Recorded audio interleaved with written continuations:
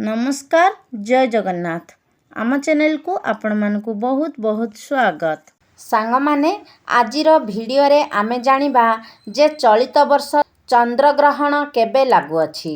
चंद्रग्रहण भारत एवं ओडिशा रे दृश्य हेब कि नाही, केते समय पर्यंत ग्रहण लागी रहिबो एवं सूतक काल केते समय रहिबो, केउ केउ राशि मानक पाई एही ग्रहणटी शुभ रहिबो एवं केउ केउ राशि मानक पाई एहा अशुभ हेबो। एहा सहित आमे जानिबा जे चंद्रग्रहण समय रे गर्भवती महिला माने कौन करिबा उचित एवं कौन करिबा उचित नुहे, सबु किछि जानिबा पाई भिडियोटी को स्किप न करी शेष पर्यंत निश्चय देखंतु एवं भिडियो को गोटे लाइक करी चैनल टी को सब्सक्राइब करी दियंतु एवं कमेंट बॉक्स रे श्रद्धा और भक्तिर सह हर हर महादेव निश्चय लिखंतु। सांग माने 2025 रे 7 सेप्टेम्बर रविवार दिन भाद्रव मास शुक्ल पक्ष पूर्णिमा तिथि रे लागिबाकू जाउछि वर्षर शेष चंद्रग्रहण। सांग माने चंद्रग्रहण हेउ कि सूर्यपराग हेउ, एहा एक महाजागतिक घटना अटे एवं पौराणिक मतरे एहा अशुभ अटे। एहार प्रभाव पृथ्वी उपरे जीवजगत उपरे पड़ी थाए एवं समस्त राशि एवं नक्षत्र उपरे एहार प्रभाव पड़े। वर्षर एही चंद्रग्रहणटी किछि राशि पाई शुभ रहिबो एवं किछि राशि पाई अशुभ रहिबो। ए भिडियो रे आमे जानिबा जे केउ राशिर व्यक्ति विशेष माने एही ग्रहण देखिबा शुभ हेबो, केउ राशिर व्यक्ति माने एही ग्रहण दर्शन करिबा अशुभ हेबो। सांग माने 7 सेप्टेम्बर रविवार दिन लागिबाकू जाउछि चंद्रग्रहण। ग्रहणर स्पर्श समय हेउछि राति 9:57। सर्वमोक्षर समय हेउछि राति 1:25 एवं ग्रहणर पूर्णग्रासर राति 11:01 रु नहीं राति 11:42 पर्यंत। एही ग्रहणर अवधि समय हेउछि 3 घंटा 29 मिनट 25 सेकेंड। सांग माने एही ग्रहणटी राहुग्रस्त पूर्णचंद्र ग्रहण अटे। एहा ओडिशा रे एवं भारत रे दृश्यमान हेबो, तेणु एहाकू समस्त ओडिशावासी मानिबा उचित। सांग माने पौराणिक मतरे जेतेबेले राहु चंद्रंकु ग्रास करे सेतेबेले चंद्रग्रहण होइथाए। सांग माने ग्रहण स्पर्श करिबार 9 घंटा पूर्वरु पाकत्याग नीति को माना जाए। एहा सह देवनीति को मध्य निषेध करा जाए, तेणु दिन 12:57 मध्यरे आपण देवनीति एवं अन्न भोजन को समाप्त करिबे। दिन 12:57 परे परे ठाकुर पूजा हेब नाही एवं खाद्य ग्रहण मध्य निषेध रहिबो। शिशु वृद्ध रोगींक पाई खाद्य ग्रहणर निषेध को माना जीव नाही। गर्भवती स्त्री माने ग्रहण लागिबा परे आउ बाहर को बाहरिबे नाही किंबा ग्रहण दर्शन करिबे नाही। गर्भवती स्त्री माने जेतिकी समय ग्रहण लागी रहिबो सेतिकी समय पर्यंत गोटिए नड़िया को कोଳରେ धरी बसिबे एवं भगवानंकर नाम को जप करिबा उचित। ग्रहण परदिन से नड़िया को नहीं आपण पानी रे विसर्जन करिदेबे। गर्भवती स्त्री माने एही ग्रहण लागिबा समय रे खाद्य ग्रहण करिबा उचित नुहे किंबा एही समय रे सोइबा मध्य उचित नुहे। एही ग्रहण दिन आपण छुरी चाकू भली धारुआ अस्त्र शस्त्र रे कटाकटी करिबे नाही किंबा छुंची सूता धरी सिलेई मध्य करिबे नाही। सांग माने ए वर्ष 7 सेप्टेम्बर रविवार को खुदुरुकुणी ओसार शेष पाली पड़ुअछि, तेणु दिन 12:57 पूर्वरु से पूजा कार्य आपण समाप्त करिबे, कारण दिन 12:57 परे परे देवनीति निषेध करा जाइछि।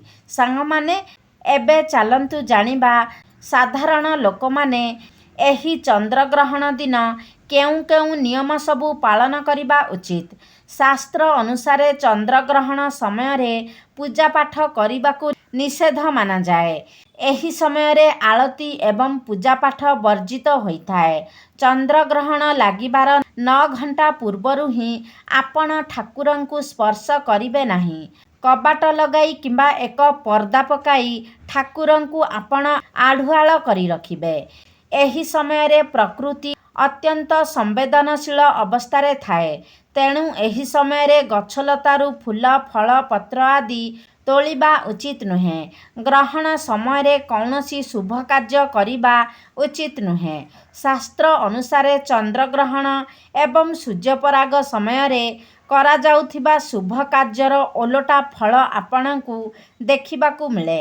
ଏହା ସହ ଗ୍ରହଣ ସପ୍ତାହରେ ମଧ୍ୟ ବାହାଘର ବ୍ରତଘର ଭଳି ଶୁଭ କାର୍ଯ୍ୟ କରିବାକୁ ମନା କରାଯାଏ।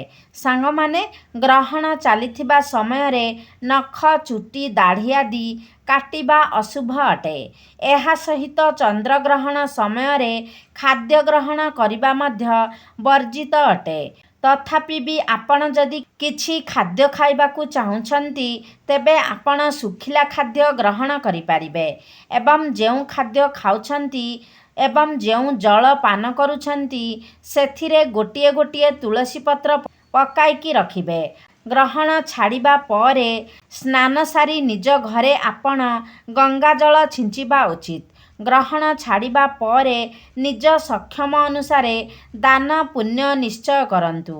ଧାର୍ମିକ ମାନ୍ୟତା ଅନୁସାରେ କୌଣସି ଗରିବ କିମ୍ବା ଅସହାୟ ବ୍ୟକ୍ତିର ଅପମାନ କରିବା ଉଚିତ ନୁହେଁ।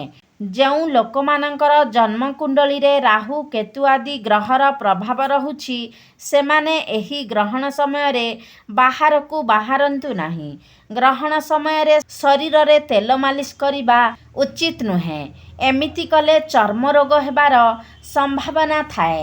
ସାଙ୍ଗମାନେ, ଗ୍ରହଣ ସମୟରେ ତୁଳସୀ ପତ୍ରର ବିଶେଷ ମହତ୍ତ୍ୱ ରହିଛି।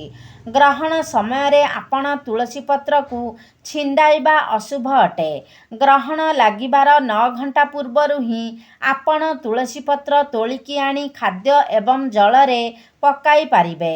ଗ୍ରହଣ ସମୟରେ ମାଛ ମାଂସ ଅଣ୍ଡା ଭଳି ଆମିଷ ଖାଦ୍ୟ ଗ୍ରହଣ କରନ୍ତୁ ନାହିଁ। ଗ୍ରହଣ ସମୟରେ ମଦ୍ୟପାନ ନିଶାଦ୍ରବ୍ୟ ଆଦି ଗ୍ରହଣ କରିବା ଉଚିତ ନୁହେଁ। ଏହି ଗ୍ରହଣ ସମୟରେ ନିଜର ମନୋରଞ୍ଜନ ପାଇଁ ଆପଣ ଜୁଆ କିମ୍ବା ତାସ ଆଦି ଖେଳନ୍ତୁ ନାହିଁ। ଗ୍ରହଣ ସମୟରେ ଶୋଇବା ଉଚିତ ନୁହେଁ।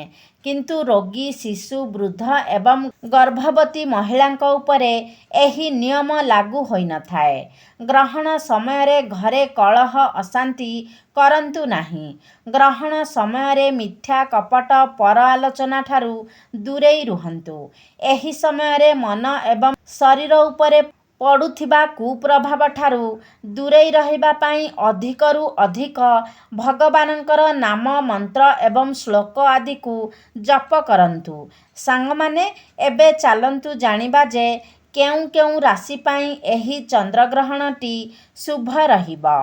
ମେଷ ରାଶି, ବୃଷ ରାଶି, ମିଥୁନ ରାଶି, ସିଂହ ରାଶି, କନ୍ୟା ରାଶି, ତୁଳା ରାଶି, ମକର ରାଶି ଏବଂ କୁମ୍ଭ ରାଶିର ବ୍ୟକ୍ତିବିଶେଷଙ୍କ ପାଇଁ ଗ୍ରହଣ ଦର୍ଶନ କରିବା ଅତ୍ୟନ୍ତ ଶୁଭ ରହିବ।